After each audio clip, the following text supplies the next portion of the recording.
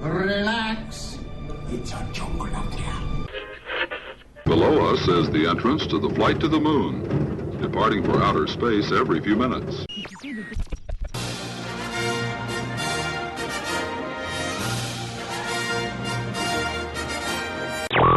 You know, it wasn't too long ago we had to carry water from a well. But thanks to progress, we've got a pump right here in the kitchen. We're going to bring ghosts from all over the world, but we haven't got the ghosts in there yet. We're out collecting the ghosts.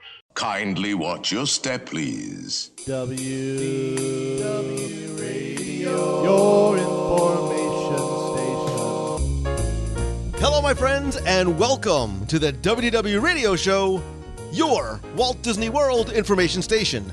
I am your host, Lou Mangello, and this is show number 444, and I'm here to help you have the best possible Disney vacation experience and bring you a little bit of Disney magic with this podcast, videos, blog, live broadcasts every Wednesday on Facebook, books, audio tours, special events, and more. You can find everything over at WDWRadio.com. So this week, I invite you to please join me at the dinner table for a live review of Boatwright's Dining Hall at Disney's Port Orleans Riverside Resort. We sample the menu, as in the cocktail, appetizer, entree, and dessert menus, plural, and see how these flavors from the South compare to the real New Orleans. I'll then have the answer to our last Walt Disney World trivia question of the week and pose a new challenge for your chance to win a Disney prize package. Then stay tuned to the end of the show because I'm going to have more information about an upcoming, very special new WDW Radio event coming in 2017 and another on-the-road event coming up in just a few weeks. I'll then play some of your recent voicemails, so sit back, relax, and enjoy this week's episode of the WDW Radio Show.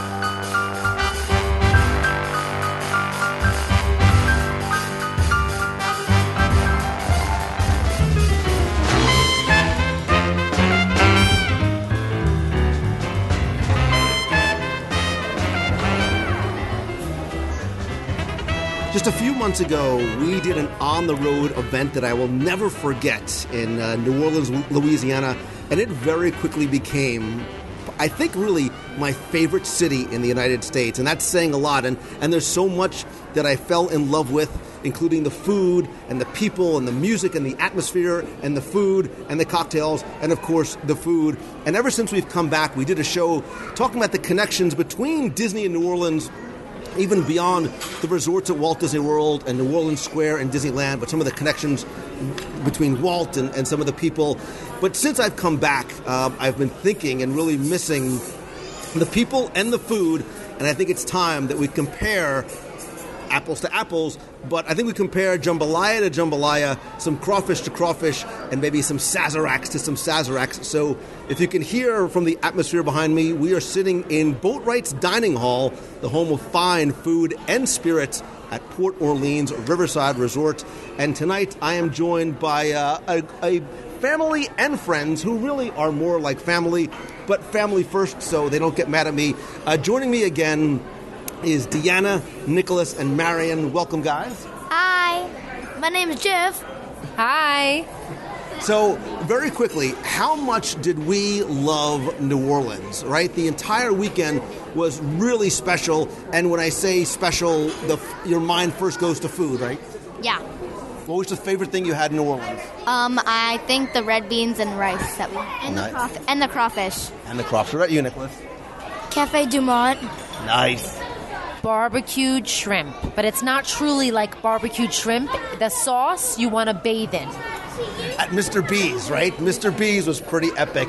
And tonight, we have two friends who really are like family. You've heard one of them, I think, on the show before, talking a little bit of history, talking a little bit of food. He is Ryan P. Wilson Matua of Main Street Gazette fame.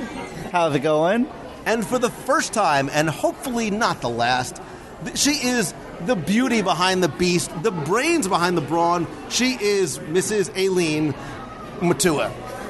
Hello. So I am so excited to be here. Ryan, before we even get into the menu, and I know you guys are hangry, but I promise we'll get into it, this is one of the restaurants that I think is really overlooked by a lot of people. I think this is one of, we talked about this in the past, I think one of the best themed resorts. And when I think we talk about theming in restaurants, our minds go to places like Jock Lindsay's, we go to Skipper Canteen, we go to Coral Reef maybe, but I think this is one of the not only most well-themed restaurants, but one that has a really true backstory to it. No, you're absolutely right. It's one of those things where we think so often about River Roost when we think of Riverside. Everyone's coming there for that. They're hitting their mill because it's the kinetic water wheel. But there's a real story here about how the boat is created and why it's in this place. And all the different rooms have a purpose here. Yeah, and obviously the first thing that you see as soon as you walk in is you can't help but look up and see the unfinished keel that is under construction. And you're right. And I had actually forgotten that there was, unlike a lot of places, there is actually the story of Boatwright written on the wall in words and in pictures, and talking about how on a hot day in August at the Brewers Dauntless Shipyard, the craftsmen were actually completing a boat before it was finished. And it was with the idea of Boatwright in mind, the Imagineers at Walt Disney World, they obtained drawings from the Smithsonian of a 46-foot lugger ship, and the Brewers Shipyard was commissioned to start the ship, excuse me, but not finish it. You know, they wanted to create one of these sturdy wooden watercrafts that would have brought cotton up and down the Mississippi rivers. So when you look up, you see this very turn-of-the-century, not just ship, but a boat shop, and I love all the craftsman tools that you can find. The attention to detail is second to none. And there's multiple rooms. Like, we're in the room now with the fireplace, a lot of nautical memorabilia. But even if you look up, you know, you see the exposed beams. It makes you feel like you are in a warehouse or a workhouse. And there's even, over by the doors leading outside, there is a ladder leading up to sort of a storage area with all kinds of boxes and crates. But every wall is adorned not just with shipbuilding tools, but they look like they're worn, they look like they're weathered, like this place has really been here for a long time. You have the wooden angles for measuring, you have different size saws for different pieces, all the different winches that you would need. And it was great, you know, the story of the boat being created, they didn't know when they were going to be asked to stop, so they created the ship as if they were creating it.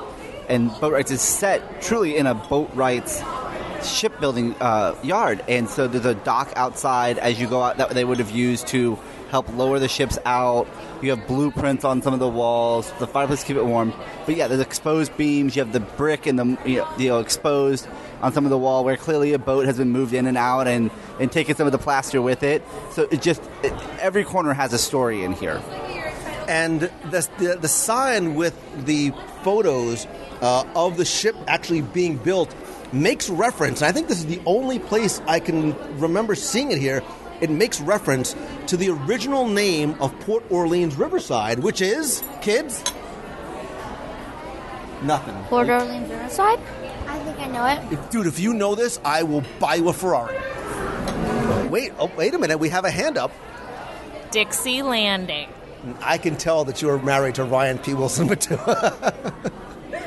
Did you know that, or did he give you the whole history on the car ride over here? I was given the history many years ago the first time we stayed here, word for many hours. And it was just, you're looking at him so longingly, like that's what sealed the deal. That's when you looked at him and like, yeah, I need this for the rest of my life. Exactly. Actually, I really like learning about history, so I guess I'm kind of a nerd too. Nice. Well, you were at a table among fellow nerds, and I think that's why your husband and I have been such good friends over the years. But look, we know why we're here. We need to start digging into the menu, and I am super excited because I kid you not, when we went to New Orleans, every meal we had was exceptional. The food is so good, it's so rich, it's so flavorful, and I'm hoping that we can find some of those flavors here and see just how they compare. Obviously, the theming here is different. The menu here is different than what you might find over at French Quarter. But Boatwright is the only sit-down restaurant in the French Quarter and Riverside resorts. Before we get into the food, let's back up a little bit. Let's hit some of the drinks, because if you've been to New Orleans, you know it's a town. They do like their parties. They celebrate basically, hey, it's Thursday, let's have a party. That's the way they do it. And they are famous for a number of cocktails. The Hurricane from Bourbon Street is world-renowned, and I was introduced for the first time to what is known as the very first cocktail, the original cocktail known as the Sazerac, which they have on their specialty cocktail menu. I don't know if I've seen this anywhere else in Walt Disney World. The way it's made here is with Bolete rye, small batch American whiskey, agave nectar, and Pashad, which is the right bitters you're supposed to learn, to use. I learned that. And a splash of Pernod. We're going over Stephanie, who was our lovely server this evening. We are going over the cocktail menu. So we just came back from New Orleans a few weeks ago, and I was introduced to the Sazerac. How do you think you're nodding? Like, how do you think your Sazerac holds up to real, like, Big Easy? It's one of our best sellers. A lot of people love it. It's definitely a different type of drink that you have to have a certain taste for. It's not like your normal cocktail on the rocks. Yeah. But people say it's amazing, especially coming from New Orleans. So it's a man's drink. Like it is truly a man's drink. So I probably shouldn't be allowed to order one, but I will. So I have to do a Sazerac. I have no other choice. And forgive me, ladies, for going first. I know I sort of jumped the gun. Let's go, ladies, first. Marion has a mouthful of cornbread. You're my daughter. I love that about you. Go ahead.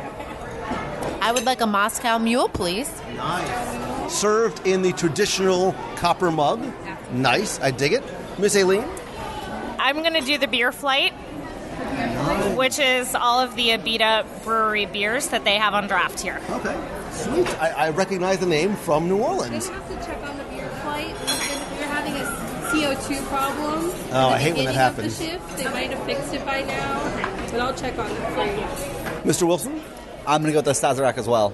Nice. Attaboy. Nicholas, are you going to have a Southern Hurricane? Actually, yes. As a matter of fact, I am. No, he's going to have a non-alcoholic beverage. I'm going to see some... The sparkling mojito. Sparkling mojito. I like that. Attaboy. Can I have the same thing, please? Same thing. Very nice. Okay. Excellent. Any questions on the menu? Not yet, but I will ask you, what is your favorite thing on the menu? My favorite thing on the menu is the traditional shrimp and grits. It's our deep shell shrimp and grits. It's in a white wine cream sauce. Has mushrooms, peppers, onions, our cheesy grits, and rock shrimp.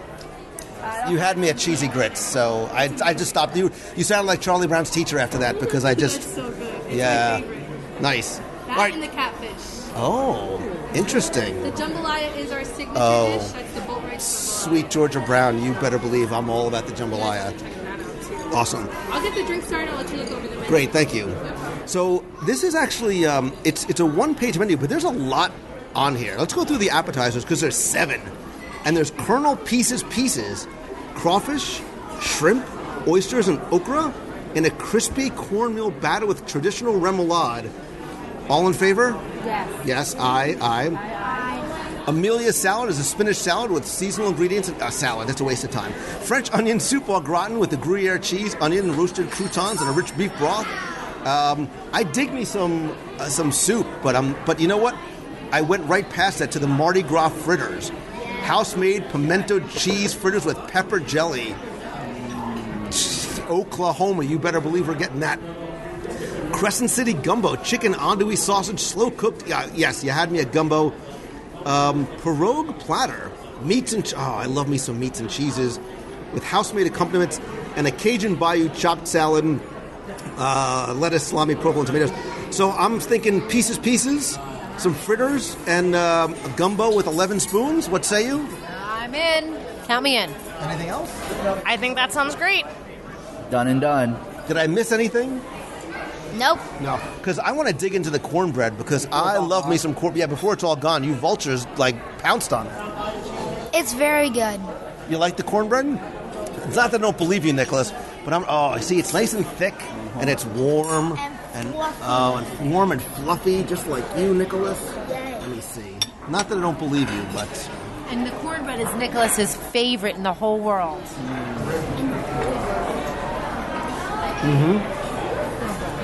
So the thing that's different about this cornbread is that it is sweet, as opposed to a lot of cornbread, especially up north, is much less sweet. It doesn't have a lot of sugar in it. So this is almost cake-like, as opposed to some of the more crumbly cornbread you'd have. I like the texture. I like the consistency a lot. There's also a bunch of cornbreads that you'll find around here that are a little spicier. You know, you'll find it at places like House of Blues. I think the one in, I don't know why I want to say the cornbread that is at Whispering Canyon may have a little bit of spice. It has corn kernels, which makes it healthy. If you can see the vegetable, it's a little bit spicy. I like me a little bit of, and like a lot of the food in New Orleans, a lot of it has a little bit of spice, a little bit of heat. You'll find that a lot of the food that we found there either had the spice already in it, or you found hot sauce everywhere. Breakfast, lunch, dinner, snacks, appetizers, brunch, dinner. There was. We ate a lot when we were in New Orleans. What can I tell you? But let's get into the entrees, and there are 1, 2, 3, 4, 5, 6, 7, 8, 10 different entrees here. There's the General Fulton's prime rib, the Big Easy, which is a 10-ounce grilled New York strip with peppercorn cream and crawfish mac and cheese. Yay.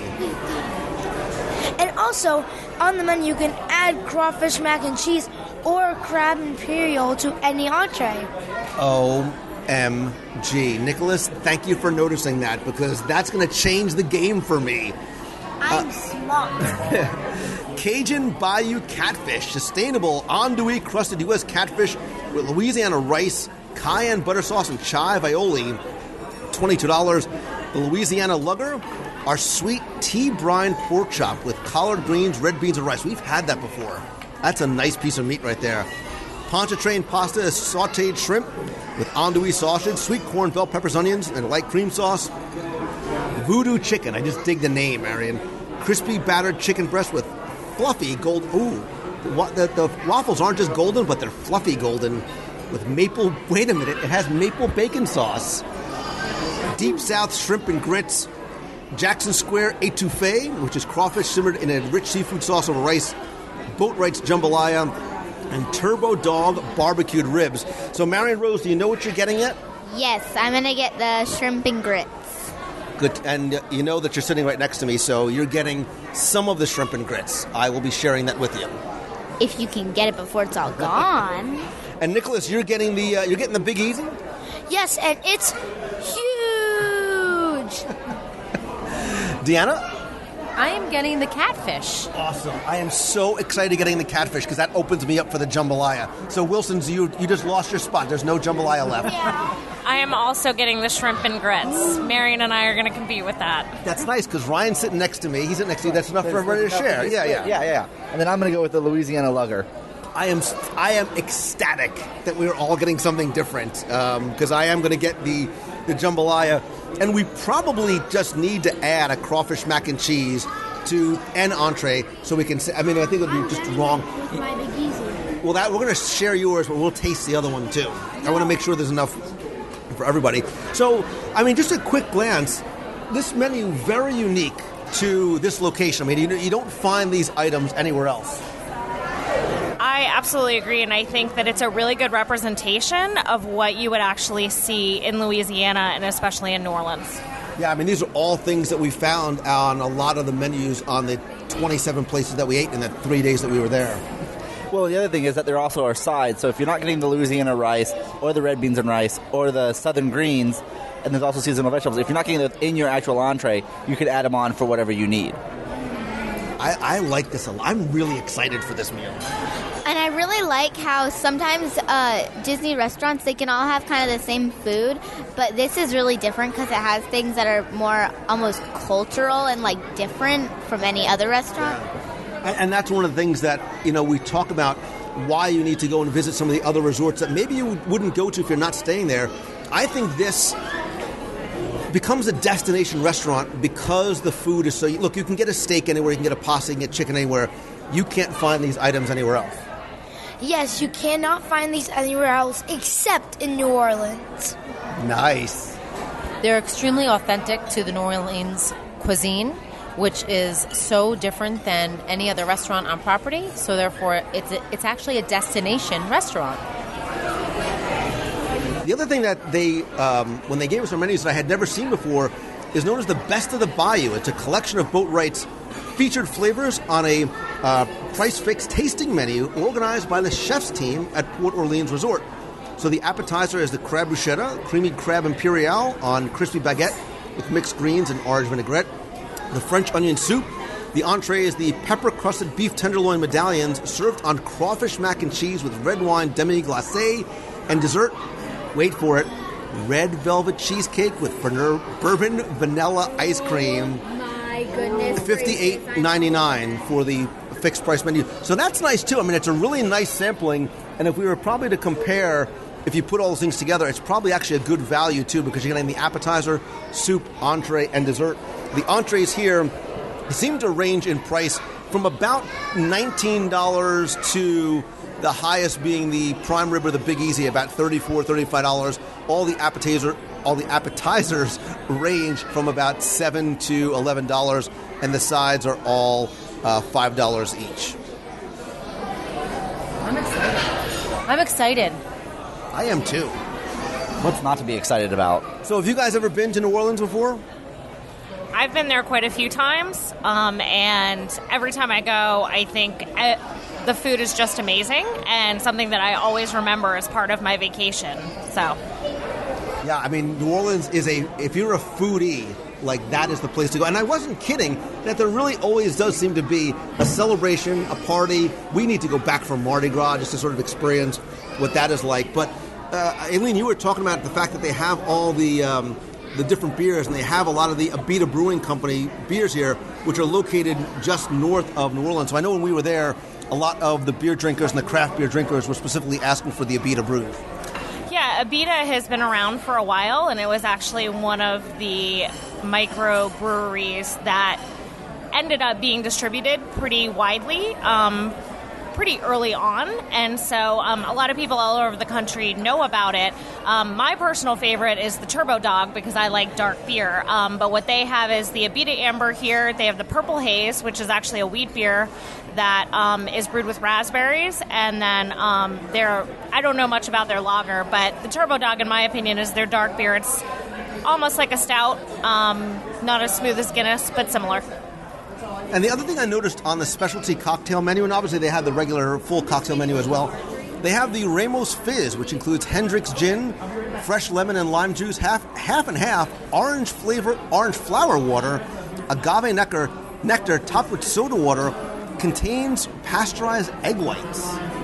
Interesting. I've never heard of that or tried that before, but I might have to just for research purposes. So a lot of fizzes have that egg white usually in there. That's like the top of it. So it seems like a fairly traditional fizz, done with their flair to it here.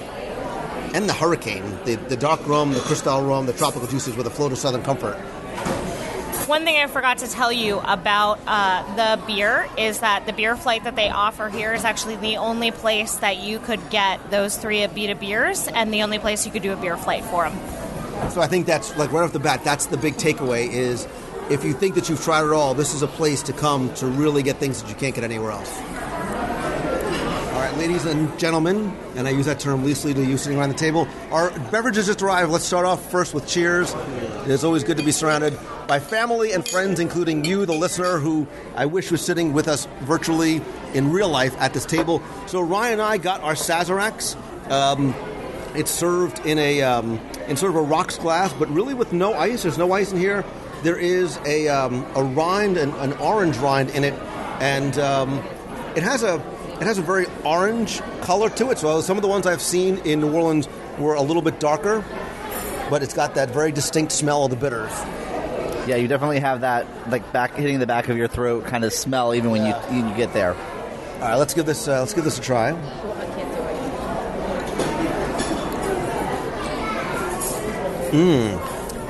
See, so I'm not normally a whiskey and bitters person, and obviously sometimes it's normally made with rye, sometimes it's also made with cognac, which makes it a little bit smoother. But that's actually pretty good. Yeah, it's really good. And I like bourbon in my whiskey. Those are the things that I go after, and this is right up there at the tops of those drinks.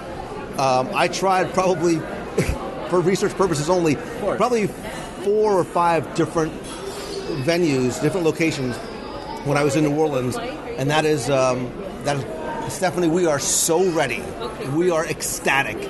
Listen, you might want to phone ahead to the kitchen, just to let them know what's coming. Okay. We're going to start off with the pieces, Colonel's pieces, please. Okay. A Mardi Gras fritter, because it's always Mardi Gras in New Orleans. And what else? The gumbo, please, with 6 spoons. Okay. And then, do you guys like to order? Okay, can I have the shrimp and grits, please? Shrimp and grits, of course. Can I please have the Big Easy, please? Big Easy? What temperature would you like your steak cooked?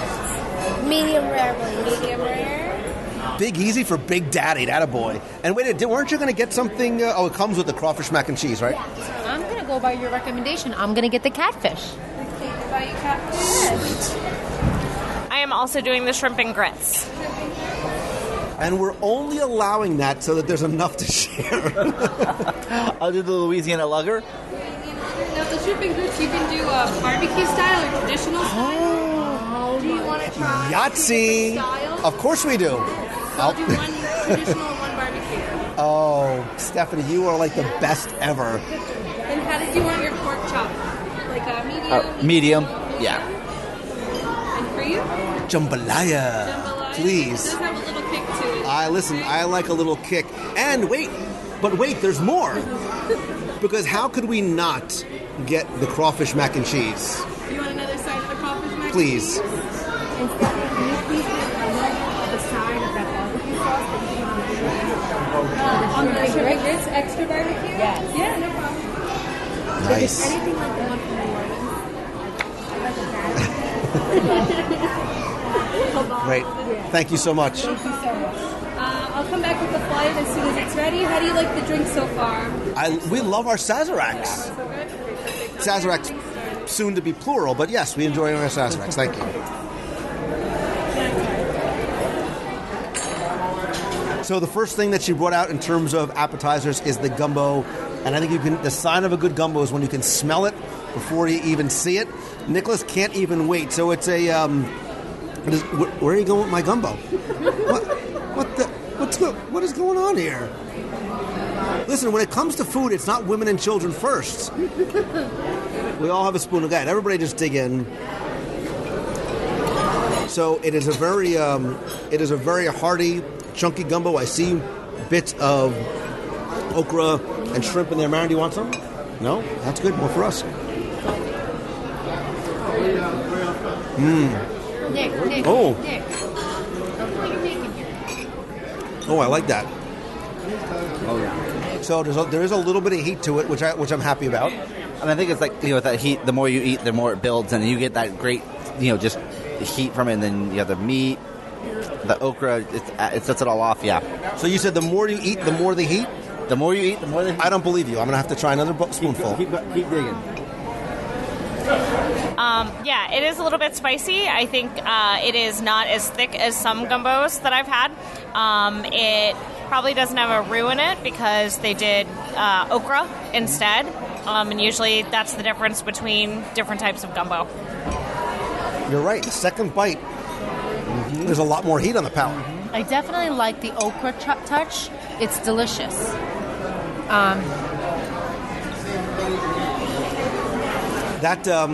It did not last very long. We could have actually had 6 portions instead of just 1. Guys, dig in. Don't be shy because it'll be gone. I know you're. Yeah, I wouldn't have minded. There was a little bit of rice in the middle. I wouldn't have minded a little layer of rice underneath too. A little bit more rice would have made a little bit of a little heartier soup. But I'm happy that there's heat on it, and you didn't have to worry about going in to add additional hot sauce. Yeah, that's actually, to me, more important than anything, is I want to make sure that the flavor of a soup that I'm going to get, especially at Disney, which doesn't always have the highest level of flavor, was really great here. And I appreciate that they don't, excuse the term, dumb it down so much so, because sometimes you have to appeal to a very wide spectrum of palates. So sometimes you don't want to make it hot. You give people the opportunity to add some heat on their own. So I'm happy that you still feel a little bit of that spice right in there. And I know the jambalaya is going to be the same way. It was very good because I ate most of it and I was very starving. So, do you remember the gumbo we had when we first got there, and the gumbo we had at places like Drago's? How do you think this gumbo compares to some of the other gumbos that you had? One specifically that stood out was one at Stanley's. I thought that was so good, and the one here was very similar. Wow. Stanley that was our first meal we had there. We had good gumbo, red beans and rice, and those oyster po' boys. Ay, Dios mío. Audi 5,000, that's good stuff. Oyster po' boy on the really good, like the soft sort of bread with a little bit of crust on the outside. I'm looking at Ryan Longley like I'm drooling as I'm thinking about it. And I will tell you, that is something that is very hard to replicate outside of New Orleans, is a really good po' boy, because it is the perfect storm of the right bread and the fresh oysters, the right kind of breading on the fry, and all the little accoutrements. And the remoulade sauce they put on there, like that is like key. Like it's the sauces that... And a little bit of... Everything has a sauce. Everything has a sauce, and I'm not usually a saucy person. I'm a saucy girl, but I'm not a saucy person. Don't get saucy with me, Bernays. Yeah, saucy. Exactly. What movie? Oh, our friendship is hanging by a very delicate thread. Don't get saucy with me, Bernays. Oh, I know that. You know this? Oh, we did clearly by the empty plate. We did. Oh, hello. Mardi Gras fritters. Mardi Gras. Oh. And here are pieces. Wait, no touchy till photos. You know the rules. Are we all done with the gumbo? Nicholas, you want to lick the bowl? No. Thought about it. Everything else going okay? So, Stephanie, we dug the gumbo. It had a nice little bit of heat on it. It had a really good consistency to it. So we're really happy that it had a little bit of the spice and the heat on the back end. It's nice. Yeah, that's really nice. Everything else looks good? Everything else looks great. Awesome. Enjoy, Alexia. Thank you. This is a delicate balance between trying to take pictures and keep everybody else's grub. Would you keep your grubby hands out of the food before we photograph it? What is Aileen doing? She's slicing. Well, there's only 4 of the... Right, 2 for me, 2 for you. I understand, but there's 4 of the people who seem to think that they get something of it. I don't know why. We didn't even get to take a picture of it, though. Now I have to... all right, we're going to have to order more then. Sorry. All right, so this is the Colonel Pieces. This is this is a big honkin' plate of fried, what is it, shrimp and oysters, and we should have kept the menu. Okra, yeah, and what else is it? And it's all, you can see the seasoning, like the Creole sauce, like Creole seasoning all over it, and a remoulade sauce, like, yeah. Oh, yeah. That's nice. Guys, you're not going to, Marion, you won't like this. Don't bother trying this. This is not good. This is no good. Listen. I already had those. So that's really good. The remoulade sauce is nice. Again, a little bit of spice to it, but not overpowering. It's really tender. And it's the thing that you're always concerned when you order fried food is that it can be greasy. And this doesn't taste greasy at all. Thoughts, Wilson, as you stuff your face? It's delicious. Man down. I'll take that one. Thoughts? Okay, so the oysters are delicious. The remoulade sauce adds a nice texture to the spiciness of the oyster. They're a little bit salty, but they're so succulent and yummy. Nicholas, what do you think? Amazing. This is really nice. What I love is that you have okra in here, and it's not over fried. Like when you think about fried okra, it's usually totally covered in a bread casing. It's not. You can still see the okra through it. It just has a nice, thin coating of it, and then you dip it in the sauce, and you're ready to go. Yeah, it's a very light fry on these too. So you're actually getting the flavor of the vegetables and the seafood as opposed to just eating a lot of. And that's when we're talking about po' boys. That's what you get a lot is sometimes you mask maybe the quality of the shrimp and the oysters in the fry, and you're not doing that here. Oh, thank you very much. I also thought that I actually am not a huge fan of fried food, and I liked all of the seafood especially, but I believe the other fish was clams, and the clams were not too rubbery or anything like that, which can sometimes happen when you have fried clams.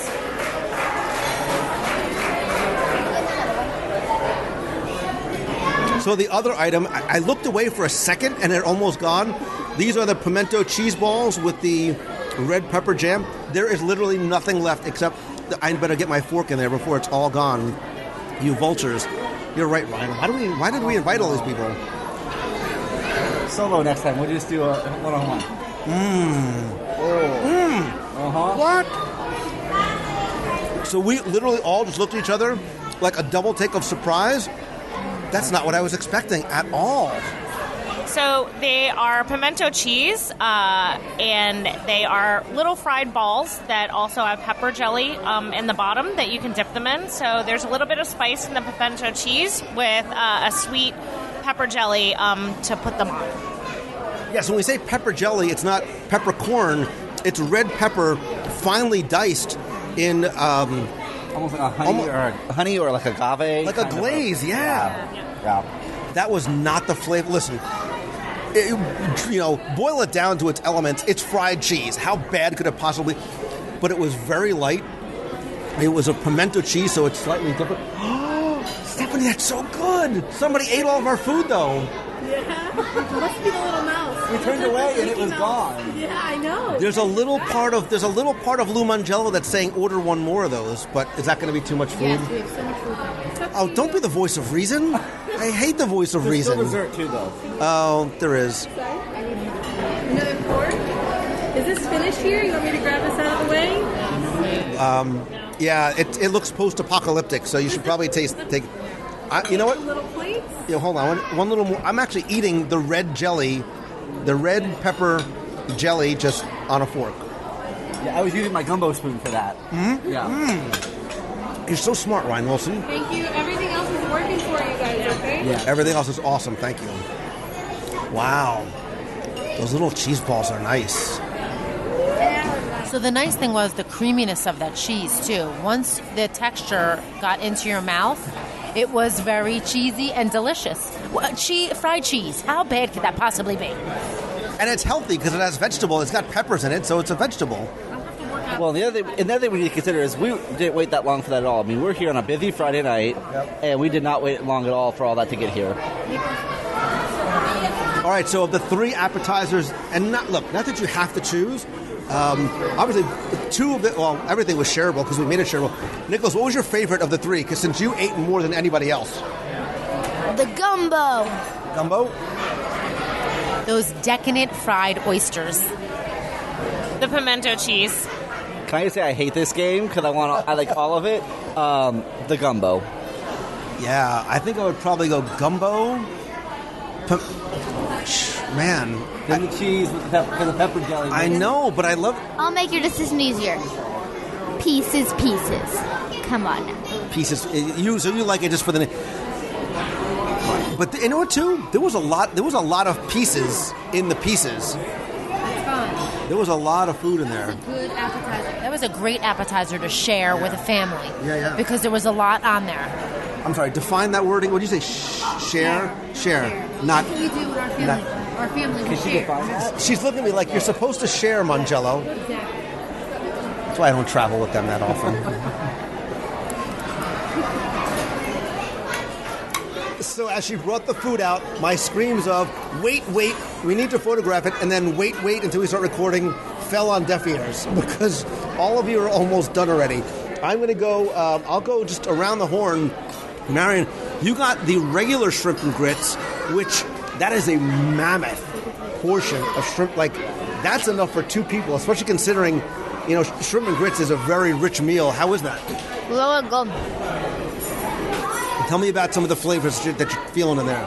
Well, it's really, really creamy. They have this, sauce, literally, it's, drenched in this creamy sauce with the amazing grits at the bottom. And it has some mushrooms, some green peppers. All right, let's talk. Move your little hand out of the way. Let me just give this a try. So, there are some giant pieces of shrimp in here, lots of vegetables, in a sauce that's not overly thick, a cream sauce. All right. I didn't get any grits. Hold on a second.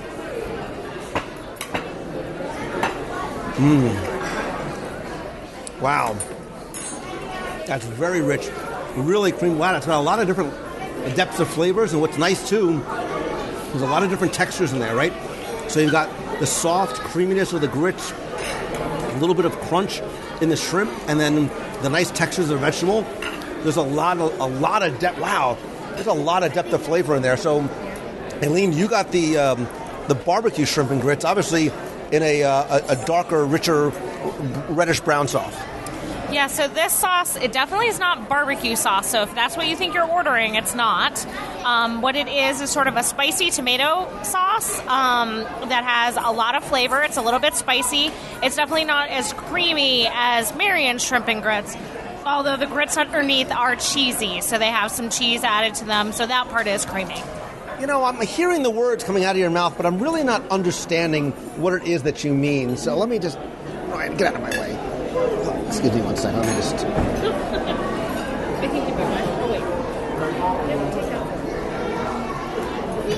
Oh, wait. Wow. It's a... that's a completely different... absolutely... It's like you're ordering two very different dishes. You're right. It's a much thinner... Oh, I just got a little bit of... right in the back of the palate. Yeah. That little bit of heat is really, really nice. Oh, I don't know which one I like more. You need to try each other's so you can try the different flavors. Dr. Wilson? Yeah, so the pork chop, it's the plate is massive. You have a great, really thick center cut pork chop. You have greens and a ton of red beans and rice. I've only taken one bite of the pork chop, but it's very juicy. It's all sealed in there. There's a great apple chutney on top that just seals the deal. So it's a thick pork chop, right? And usually, it's a good. That is almost your entire pinky. It's almost it's my second knuckle. So you're looking at 1.5 inches or so. Yeah. So sometimes when it gets that thick, you get concerned about how moist it is, right? You lose some of the juice because you're trying to cook it all the way through, that you lose a lot of that moisture. But I can see when you cut it, it literally sort of bled out all of that juice. Yep, it's perfectly pink. And that's just gravy for the rice. That's all that is right there. Yeah, and I love me some red beans and rice. That's a heaping portion, by the way, that you have there. Nicholas is almost done with his steak already. You clearly are my son. So tell me first about your steak. The steak was very good. It's just like any regular steak in Disney. Yeah. Well cooked. Looks like it's perfectly cooked. Nice medium rare. Perfectly cooked. Right? So that's the way to eat it, right? A really good steak. You don't want to, kill the steak by making it brown. You want to enjoy that, right? And again, too, it looks like it's got that nice sear on the outside. Nice color and moisture on the inside. And Deanna, you have a very pretty looking dish too with the catfish. It is the Cajun Bayou catfish. It has a nice little kick at the end. It comes with this really delicious spicy remoulade sauce, another sauce on the side, and this sweet baby asparagus. Which is... It's not that I don't believe you, but this is my fork, and I would love for you to let me give that. And that's a big piece of catfish, too. Dip it in the sauce first, so you get all... Yeah, so this is not like a... this is not like... How is everything? Great. Excellent. Mm-hmm. Thank you. What's our favorite so far? You know what? That catfish is really good. The shrimp and grits are like two completely different meals, right? It's the same food in different sauces, but they taste very different. That's obviously a lot creamier. That's got a nice little bit of, look at Wyatt's giving me some pork. Do you want Yay! this side of the barbecue? No. Okay. These are my top three right here. The catfish, the New York strip, and the shrimp and grits. Perfect. Enjoy, guys. Oh, you know what makes that? The pork is really tender, but it's like and this is like a totally old, obscure reference. I just thought of the Brady Bunch, pork chops and applesauce. That's really good. That catfish is very surprising. Again, it's a very light fry on the outside. It's not greasy. It's very, very light. It is not. It's not. Oh, it's baked. So okay. So it's not. And it's not a very fishy fish, and it's also not overly meaty like a swordfish. One more. Let me just dig into this little piece right here on the end.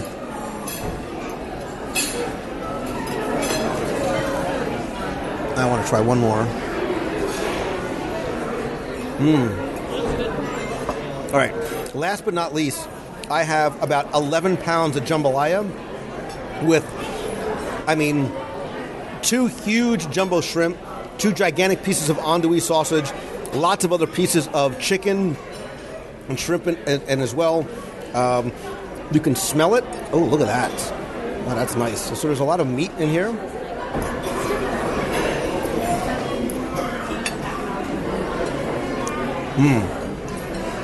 So I like some heat with my jambalaya.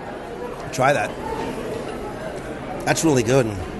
That's really, really good. I didn't have a lot of jambalaya when I was in New Orleans, but I like that.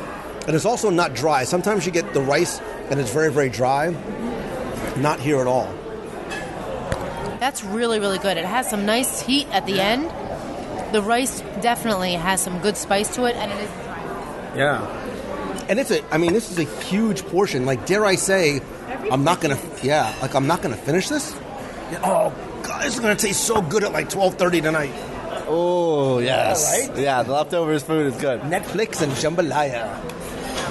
That's the new Netflix and chill. Is that what we have going on here? Netflix and jambalaya. So I'm digging into the red beans and rice and the greens. The great thing about the greens is that they have the bacon and they have the onions in them, but they're not overcooked. They're not soggy. They're not mushy. You're saying your greens had bacon in them? Yeah. And you haven't shared yet? You had a fork chop. You have a fork. What's stopping you?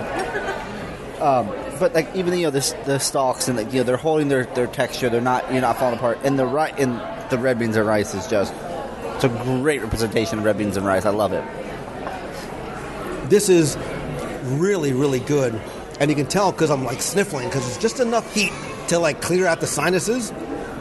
But you guys have all been so distracted by the food in front of you that you overlooked the crawfish mac and cheese, which is in a giant kettle full. And I don't know what this sort of dusting is on top, but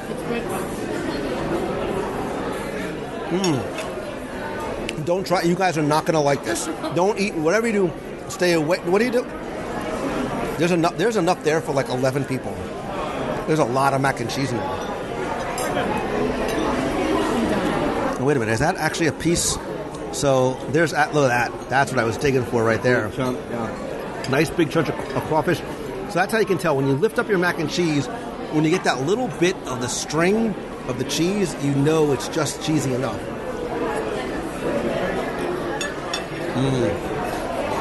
How do we know when we've been cheesy enough? It's not easy being cheesy. No. You said it. I'm never going to finish this, but I got to try the sausage.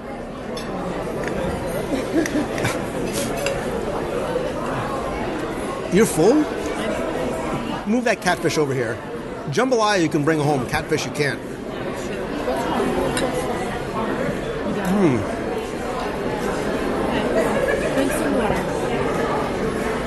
You also have there's a lot of rice that came with your catfish too. Keep drinking the water.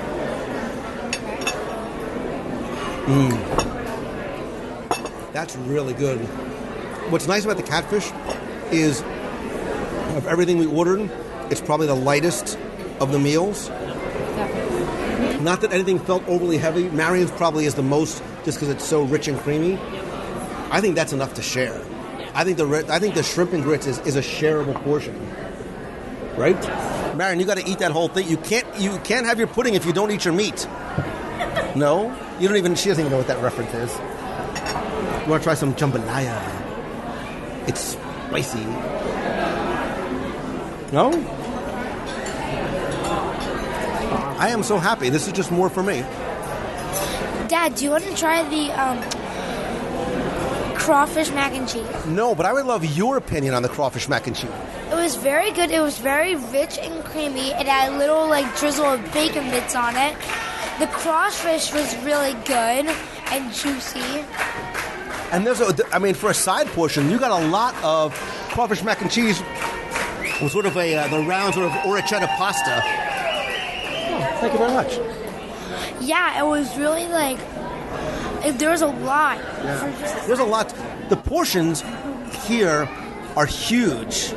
The portions are very, very big. Marion, you literally look like you didn't even touch your food. So, here. Now, there. Now I've touched it. Happy? What movie? What?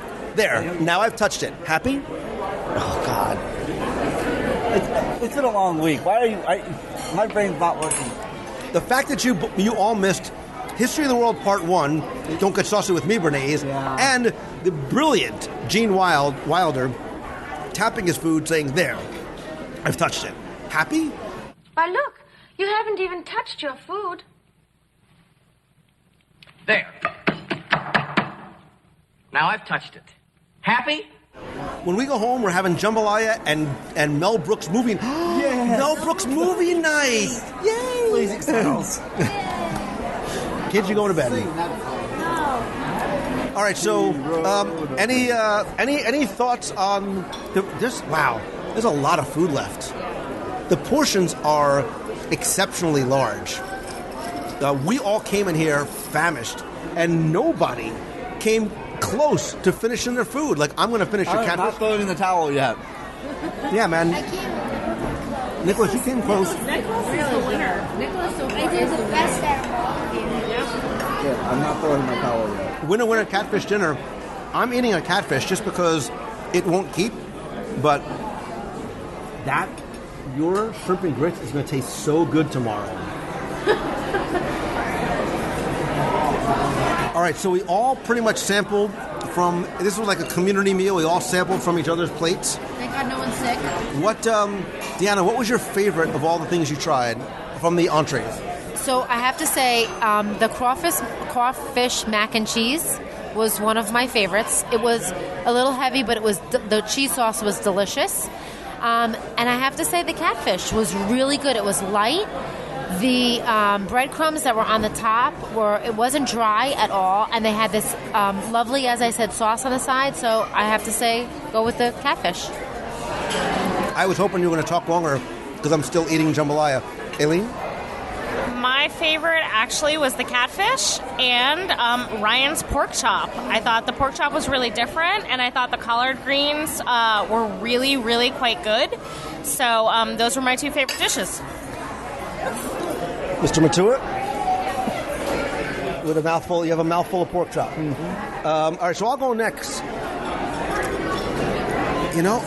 I'm all over the place because I love jambalaya, and for me, I wanted something tonight that had a little bit of heat to it, and the jambalaya had that. I love rice dishes. There was a lot of meat in here in terms of the shrimp and the chicken and the big pieces of andouille sausage. I did not finish, which for Lou Mangello is crazy, but I'm going to take this home. I did like the shrimp and grits. They were two very, very different. I think I liked Aileen's maybe a little bit more because it was a little bit lighter than the one with the heavier cream. But I think that the crawfish mac and cheese was excellent. There may have to be a top 5 mac and cheese review for the show coming up. So that pork chop had a little bit of a spice to it, and I can't quite put my finger on exactly what it is, but I do have to say, Marsha. That exactly is what I'm thinking, the Brady Bunch. Yeah, the pork chop is really good. I did well with that, and the sides did really great with it. Aileen's barbecue shrimp and grits, I think, were head and shoulders my favorite. You got that cheesiness. There's all kinds of vegetables in there. It's a great combination of all the pieces, but either that or my pork chop are what sealed today for me. Are you looking at what I'm doing here? Look at this. I'm watching what you're doing. Look at these forkfuls of orecchietta pasta little bits of crawfish in there. Yeah, that's nice. I see that, but there was an excellent char on the pork chop, and it's excellent. Macaroni and cheese with crawfish. Did you ever actually go to a traditional New Orleans crawfish boil? Mm-hmm. Yeah. Did I mention the greens had bacon in them? With the crawfish and the tail and the head, and you get the sausage and the potatoes and the mushrooms and the corn in there. Are you just going to bathe in it? Is that what you're going to do? That's a part of it. So I really enjoyed everything. I mean, I didn't have any of Nicholas's because it was just a regular steak, and then I wanted to have the mac and cheese. So for me, it was the jambalaya and the mac and cheese. I think the mac and cheese, was that a winner all around? It's worth the add-on for whatever it is that you get. We all seem to like the catfish and the barbecue shrimp and grits. Interesting. So you all look like you're ready for a nap. Aileen is still working on her very nice little beer flight there. But I think we owe it to those who cannot be here to at least take a look at the dessert menu. We have to, right? We have to do our due diligence and be respectful. Yeah, and you're on your second Sazerac. Yeah, I'm doing fine. This is a nice night, right? You like this?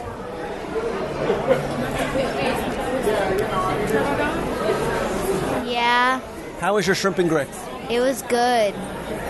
We're going to take that home. You have that a little bit later on, right? Get in your comfy little pans. You sit in front of the TV. You have some leftover shrimp and grits. It's a good time right there. What was what restaurant in New Orleans was your favorite?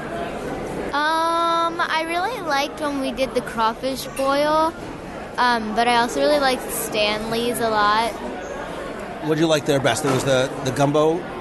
I think I liked the oyster po' boy there the best. We'll have to come now. Obviously, you can't get them here for dinner. We'll have to come back in the morning, try a little beignet comparison too. Right? That I know is one of your favorite things, right? All of a sudden, Nicholas just woke up. He's like, "Whoa, did you say beignets?" Right? Was Brennan's your favorite meal? Yes. Was the bananas Foster the best thing you ever ate in New Orleans? Yes. It was the best ice cream I've ever had. Like in the world, in your whole life? In my whole life.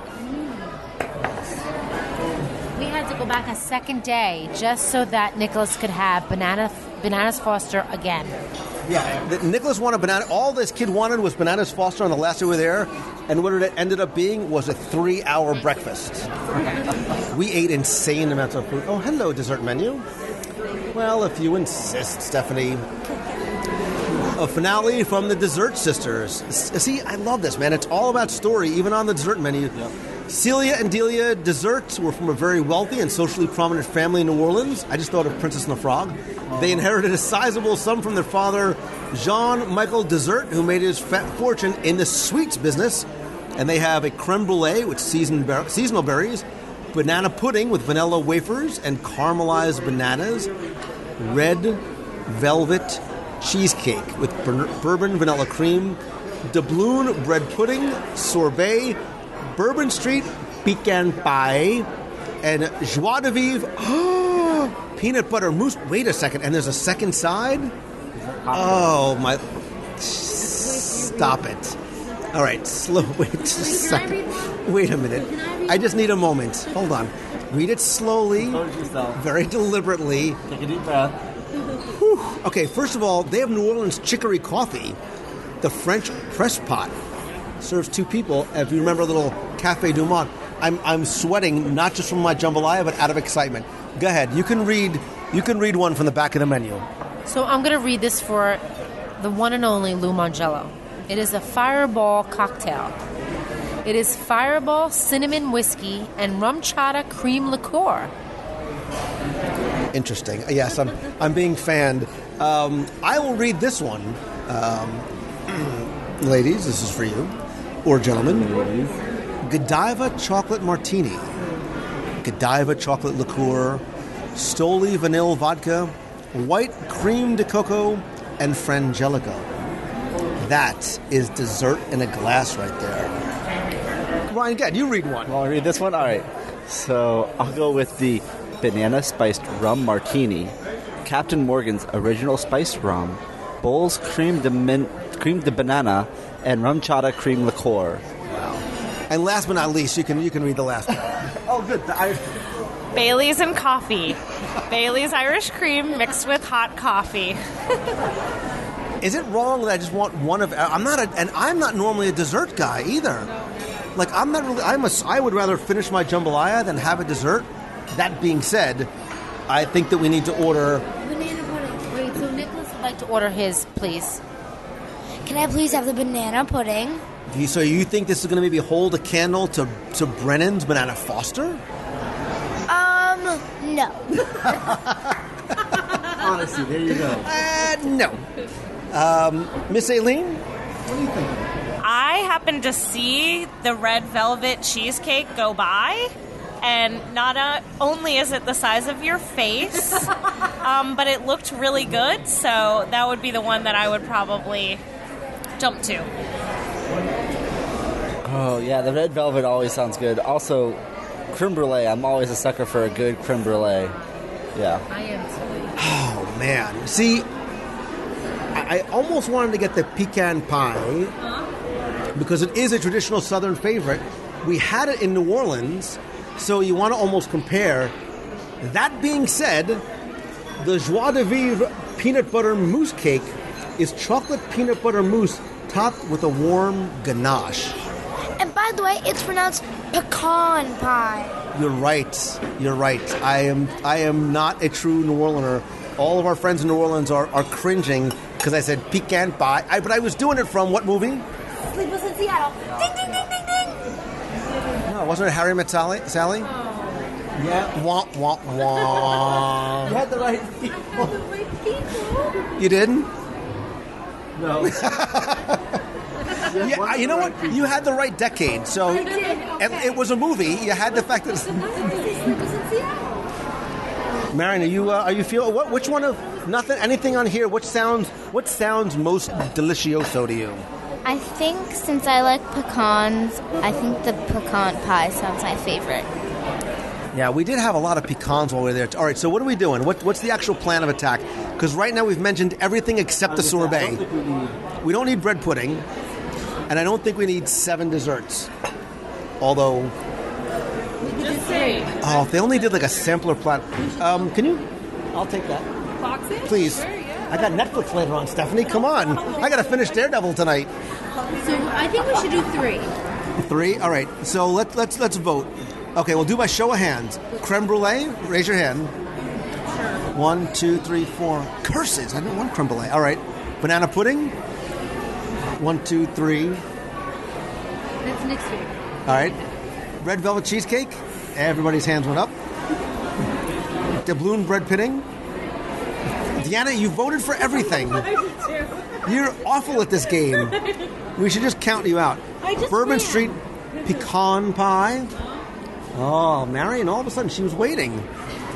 Joie de Vivre peanut butter mousse cake. The peanut butter people are... Oh, all the boys raise their hand for that one. Maybe they'll just bring us out like a dessert flight. I'm going to ask if they can do a dessert flight. And I love the fact that Nicholas is still picking on the crawfish mac and cheese. And are we going to do an evening cocktail? Or are we going to do a... I have mine already. You still have yours. I'm about to finish my Sazerac, so... Actually, now, you know what? Banana Spice Rum Martini sounds good, too.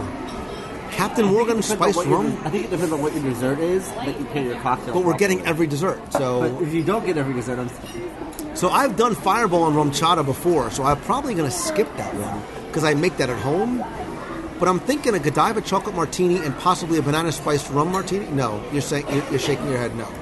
Oh, you're still drinking your mule. You have 11 beers left, too. So... Do we go Godiva chocolate or banana spice rum? I drink that at home. No, do the banana. I think do the banana. That's something... That's at least... Yeah. Somewhat New Orleans. Because it has banana in it. What, New Orleans? Where do you get that? All right. I think we have a plan of attack. And the plan is attack. You stole my line. Did I steal your line? I'm sorry, Nicholas. We need a plan. We need a plan of attack. I have a plan. Attack. Oh. Try one more time. Nicholas, we need a plan of attack. I have a plan. Attack. Awesome. Wait. All right, Stephanie, listen. I have a... so, in going through the dessert menu, there are 1, 2, 3, 4, 5, 6, 7 different desserts. We want them all, but we can't eat them all. What's the possibility of getting, like, in like a dessert flight? Like a little sample of each? Because we want the creme brulee, and we want the cheesecake, and the pecan pie, and how do we not get the mousse cake? Like, I can skip the sorbet and the sorbet. I can find out for you. It wouldn't hurt to ask. Don't do it, but what's exactly? What's Listen. The yeah, I'll ask. And we don't need to split it, but a banana spiced rum martini, please. You want me to get one banana spice from martini Yes, please. out, and then I'll ask about the other desserts? That would be awesome. Okay, and this is all finished over here? No. You want to put that to the box? No, I'll just keep eating it. We'll just. She tried to take the mac and cheese. Stephanie. Don't judge me, Aileen. Do you know how many little crawfish gave their little lives for that? And look, I still have a spoon. Honestly, I would rather have the savory. It's so good. Ryan, it's murder on the hips, but I am without speech. Oklahoma, these desserts are massive. So the pecan pie is a pie. It is not a slice of pie. It is a probably 5-inch or so wide in diameter, 3-inch deep Bourbon Street pecan pie with about 6 pounds of vanilla ice cream on top. Marion, you already very quickly dug into that. How is the pecan pie? Amazing. Like, you can smell it. Like, I can... Hold on a second. Less talk, more eat. Wait a minute. It's got this... Marion, wait a minute. This is... Oh. Mm-hmm. That is warm. Oh. That is really good. And nuts are healthy, so that's got to be good for you. With the sugar and everything? No. Don't talk about that part. That's really good.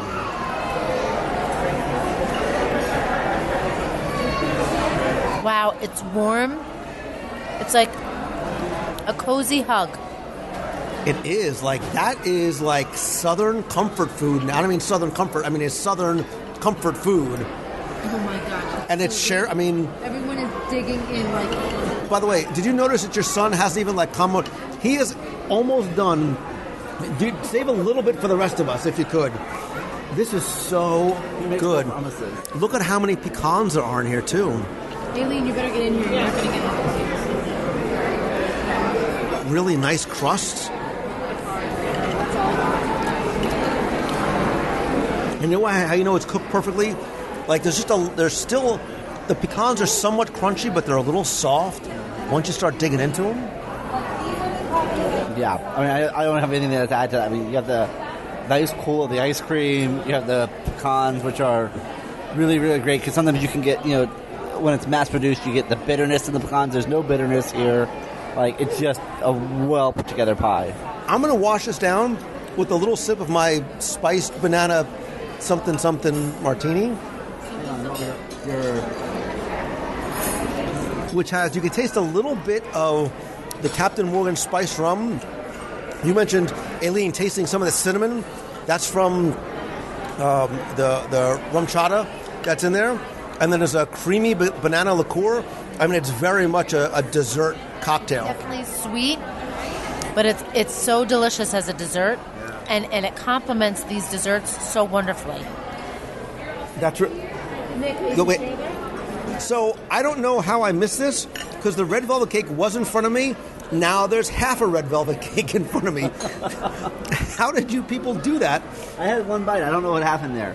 So give me your thoughts as I start digging in here. Really what it seems like is they made a red velvet cake and a cheesecake, and you have 2 thin layers of each. So they cut them in half, and then they put them back together and mashed it all up. And, yeah, it's just very creamy, very rich. It's everything you're looking for. Like, it's not like flavoring been added to the cheesecake. You have actual cake and actual cheesecake separately. So, go ahead. So I think the nice thing about this is that the red velvet, as thick as it usually is so airy in this cheesecake. It's delicious. So it adds that extra fluffiness to the like you would think that the thick cheesecake, which is delicious. It's decadent.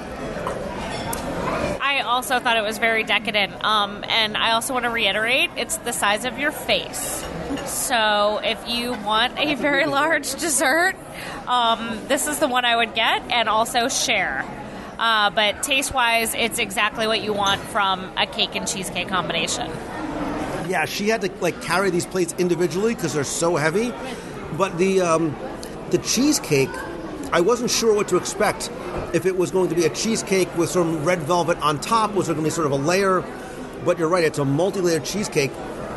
And it's just like, we come from the Northeast and from, the New York, New Jersey area where you get a really good, regatta cheesecake. That's really nice because it's not heavy. Sometimes you get very, very dense cheesecake that you can't get through. I think you're right. I think the red velvet cuts the sweetness, but the cheesecake portion of it still has that richness to it. Yep. That's it. It's wasn't there another dessert? Nicholas Peter Mangello. Did you by any chance say that the pecan pie was an actual pie? I did. If you couldn't hear me over the chewing going on that side of the table. Nicholas Peter, could we at least try this banana? No. Now this is what? This is banana cream? Now it's with caramelized bananas and wafers. Wait a minute. Nick, hold on. Take the spoon back. Nick, we can try. How are we liking that? It's great. You got it? Perfect. Wait a minute, Nicholas. Look at my try. This is so good. Why? What else do you have? Water. Did we miss anything on the menu? I think you pretty much hit everything. So what's your favorite dessert? We should have asked you, Stephanie, but what's your favorite dessert? The banana pudding is actually in my top 3. My favorite dessert is the doubloon bread pudding. It's a strawberry bread pudding, has strawberries inside of it, cream cheese frosting, vanilla ice cream, strawberry sauce, and a doubloon chocolate. I missed that. So you're from Brooklyn. You know cheesecake, right? We're from the North. So what's the cheesecake place that I'm thinking of in Brooklyn? It begins with an F. Oh God, I'm in a food coma right now. I can't even think.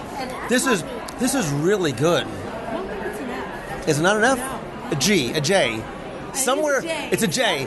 Junior's cheesecake. Yahtzee. Definitely a J. FGHIJ. It's all in the same center part of the early alphabet. You know what I meant. A, B, C. Listen, I am literally in a food coma. Not in a bad way. I don't feel like I ate. I mean, we ate a lot. We didn't finish everything either. But so, what was your favorite dessert? The pecan pie. Pecan pie.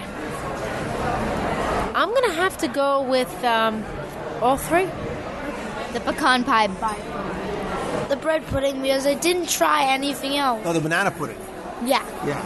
I like the cheesecake, but you're right. That pecan pie was excellent. And you know what? That made me feel like New Orleans. That reminded me of New Orleans. An honorable mention to the liquid banana pudding in the glass over here. Yeah. Yeah, that's a really nice compliment. That banana liqueur, the banana martini with the pecan pie. Yeah. All right. So I think the perfect meal, if this is up your Fulton Alley, is all the appetizers. No, gumbo and the cheese. Pieces. Oh. No, see, we never agreed on the appetizers. Oh, gumbo. How about gumbo in the pieces? So, wait. Pieces. Wait. That's my appetizer. No, so the perfect meal is the appetizers whatever you get, you're going to be happy with. Okay. So then you have, as long as what I think your entree is, you're looking at either the catfish or the shrimp and grits. As long as you add in the mac and cheese, the crawfish mac and cheese, finish it off with the pecan pie and the banana martini. Right, but make sure somebody else orders the cheesecake so you can at least have a taste of it. Correct. Yes. That's how you do it. And then what I would suggest, though, too, the missing part of the equation, you probably want to get a room here because you're going to need a nap so fast after it. So what you do is when you're done... dude. But you come out, maybe take a little carriage ride, a little boat ride down to Sassagoula. Go see Bob. Go see Yeehaw Bob. Tell him I said hi. Or you go next door and go to the Scat Cat Club. Right? We haven't been to that. Stop with the Cajun campfire. Oh, my gosh. So, what of the two Port Orleans resorts, which is your favorite? It's Riverside, and it's the Alligator Bayou of Riverside, just because, I'm that kid from Fort Wilderness, and this is kind of like that moderate, level of that same kind of in-the-woods feel to me, so. What about you? I really like French Quarter, but I have to say the rooms at Alligator Bayou are better. So this is my favorite because the food here is fabulous. The atmosphere is wonderful. Down here where Yeehaw Bob is just fantastic. You can meet down here with your family, friends, kids. They have games, checkers, chess down here during the day. So I love it here. Marion and Nicholas, which resort do you prefer out of the two, French Quarter or Riverside? Riverside. I like this side more because I feel like there are, I don't know, I just always I don't know if it makes sense, but I've been on this side more than the other one, so I'm just used to it, and it reminds me of things that I would do when I was little, and I really like it. So I like French Quarter for the theming, the architecture, the size. I like that it's small. I like the Scat Cat Club in terms of a smaller lounge in the evening. It does not have a sit-down restaurant, which is something sometimes, especially with families, to consider. I love, like you, Alligator Bayou here. If you're going to stay here or in the mansions, I like that better. Everybody loves Yeehaw Bob's. Clearly, we enjoyed our meal at Boatwright. And there's also the I just drew a blank on the food court. Riverside Mill. Thank you, Riverside Mill. I was going to call it. It used to be called the Colonel's Mill, the Colonel's something cotton mill, which has its counter service for breakfast, lunch, and dinner. Beignets in the morning, BTW. So the other thing I also like about a lot of the resorts here is I'm not a big sit-down person, but when you have small children and your husband travels and they're at a conference and you need to travel with your small children, sit-down is nice because sometimes the counter service with a stroller can become difficult. So that's why I also love this resort, because I have very fond memories of staying here when we would come together as a family and you had to take care of business. And you know what? The theming is different. The story is different. I think these resorts at night are beautiful to wander outside. You can take a boat from either of them down to Disney Springs. I think that's going to become a lot more important in the next 6 to 12 months as well. But I want to hear from you, listener. We saved a seat for you here with us. I hope you felt as though you were part of the meal with us. Tell me, have you ever been to Boatwright? And if so, what do you enjoy here? You can email me, lou@www.radio.com. But better yet, I'd rather you share your comments on Facebook or via Twitter @Lou Mongello. Or better yet, I want you to call the voicemail at 407-900-9391. I want to hear that passion in your voice. Sell me on the red velvet cheesecake. Tell me why the Sazerac here is your favorite, or how did you people not finish the crawfish mac and cheese? And then when you're done doing all that, please go and visit MainStreetGazette.com, Main ST Gazette, and you are at Main Street Gazette on CompuServe and Prodigy and MySpace. And yes, and Usenet news groups. Okay, yeah, don't forget, all the net groups, yes. And on the Instagram and on Facebook and Twitter, you can find me there. Awesome. And they can't find you. If you can't find Ryan's wife, it's because she's not anywhere. Guys, thank you so much, as always, for joining me. Listen, I love my food, but it really does taste better when you get to share it with family and friends. You who are at the table and you, my friend who is listening.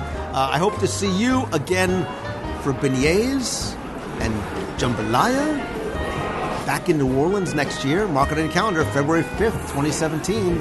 We'll be back. Oh, yes, we will be back. And now I need a nap. I literally need a nap. Someone will meet you to it, I think, so. Bye. Good night. Bye. Thank you. Bye. Good night. Bye, dogs. Jambalaya.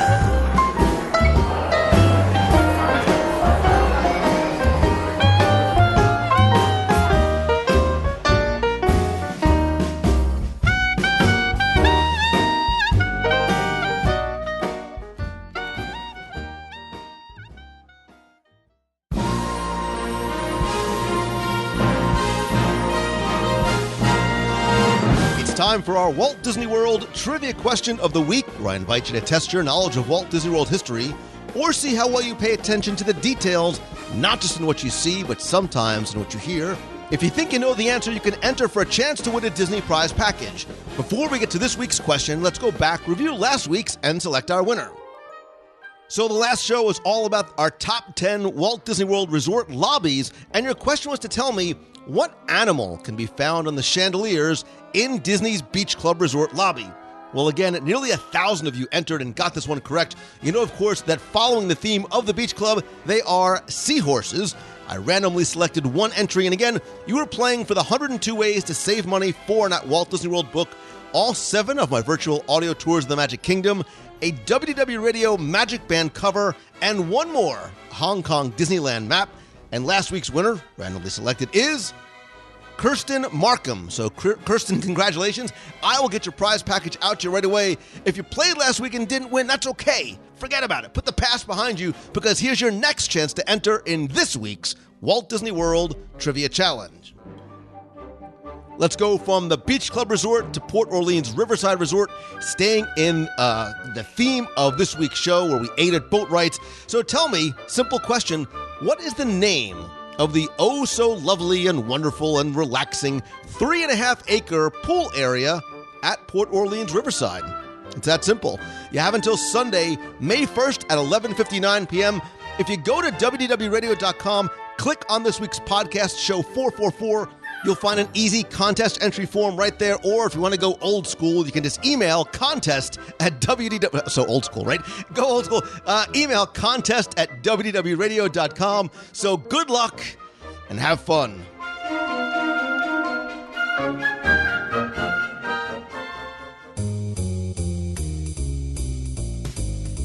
That's going to do it for this week's show. Thank you again so much for taking the time to tune in this and every week.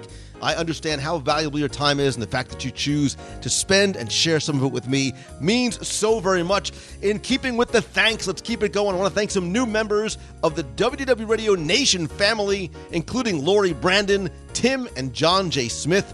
If you want to help the show and get cool exclusive rewards every month, like scavenger hunts, access to our private Facebook group, personalized Magic Band covers, logo gear, t-shirts, care packages every month from Walt Disney World and more, you can visit WDWRadio.com/support. In addition to the show, please go to WDWRadio.com. Check out our multiple daily blog posts. We have a great team of writers there. Also, please join me every Wednesday night at 7:30 p.m. Eastern as I broadcast live on Facebook. You can follow me at Facebook.com/Lou Mongello, and I am also at Lou Mongello on Twitter, Pinterest, and Instagram. If you have a question you want answered on an upcoming show, whether it's about your next Walt Disney World vacation, Walt Disney World history, or trivia, you can email me, lou@wdwradio.com. And if you want to be heard on the air with a question, a comment, or just a hello from the parks, you can call the voicemail at 407-900-9391. That's 407-900-WDW1. Also, as much as I love connecting with you online and having the conversations continue there, nothing beats a handshake and a hug, and that's why every month I continue to do monthly meetups in Walt Disney World, as well as other events on the road. Now, I don't have May's Meet of the Month in Walt Disney World date set as yet. Stay tuned to Facebook and Twitter and the events page at WDWRadio.com for more information. But I am going to be traveling and doing some meetups and events on the road. I am going to be in Minnesota from May 28th through June 1st. I will be keynoting at the TBEX Travel Bloggers Exchange Conference. We'll likely be doing a meetup probably in or around the Mall of America. In Chicago, the weekend of July 15th, we'll be doing some events there around the Rock and Roll Half Marathon. I'll have more information about exact times and locations coming soon, but if you are interested in joining us, please go to facebook.com/Lou Mongello. Click on the events tab. Let me know that you're interested in coming there. I'll also be speaking in Orlando on June 4th, and then our e-ticket adventure is November 4th from New York City on the Disney Magic down to Puerto Rico. For more information, visit wdwradio.com/e-ticket16. That's e-ticket16. And speaking of cruises and special events, I am super excited to announce our next WDW Radio on the Sea cruise. We're going to do my favorite itinerary of all, the 5-night double dip at Castaway Cay.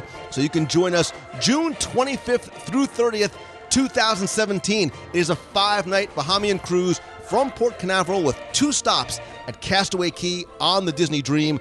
I love this itinerary. I love Castaway Cay. I love the fact that school will be out, so it's a great time to either come alone with your spouse, with your friends, or bring the entire family.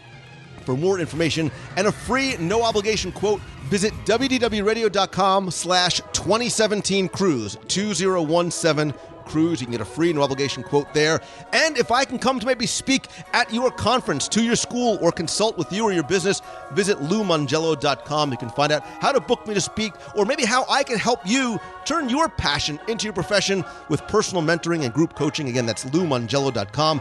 Thanks, as always, to Becky Mankin and her team from MouseFanTravel.com. Whether you're going to World, Land, Adventures by Disney, or any destination on the planet, they are who I recommend because they are who I have used for nearly 10 years. You can find them over at MouseFanTravel.com.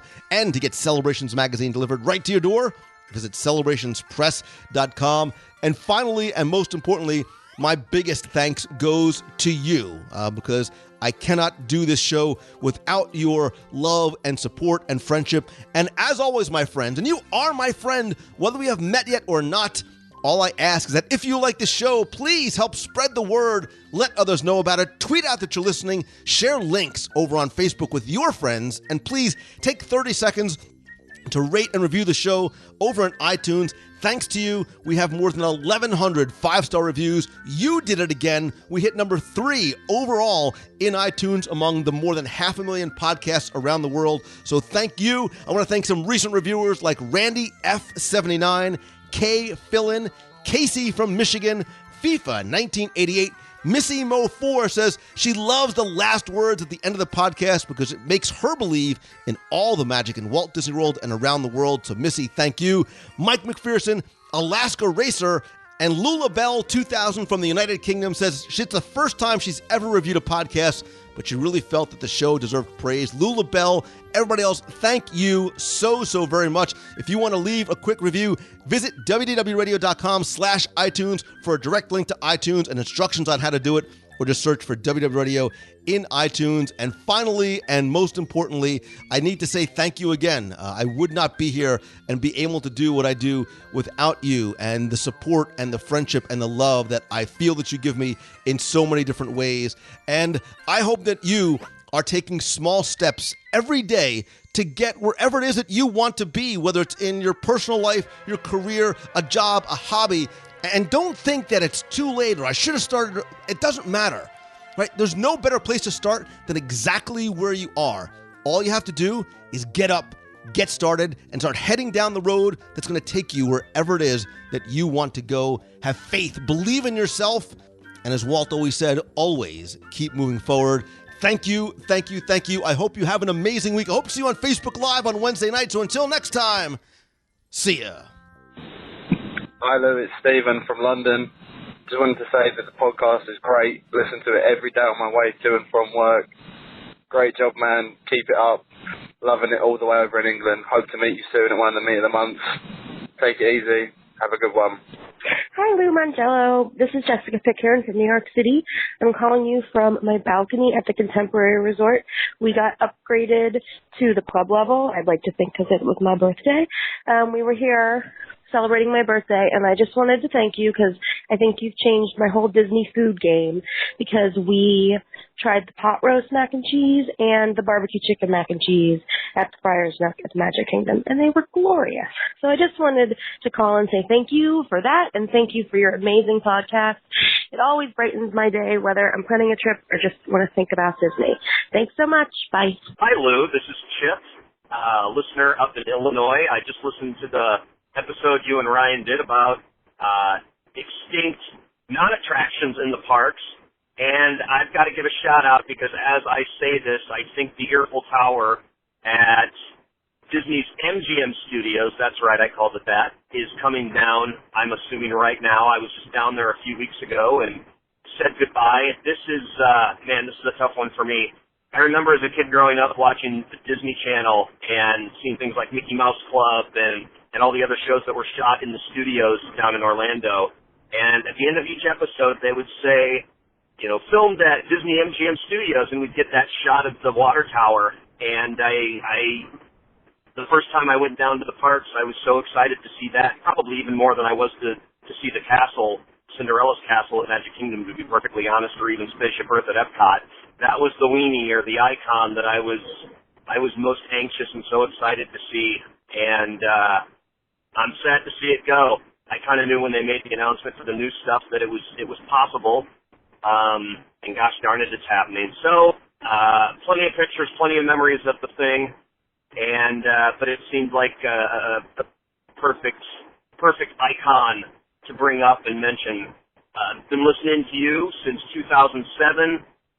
Still love what you do. Always have, always will. Take care. Thanks a lot.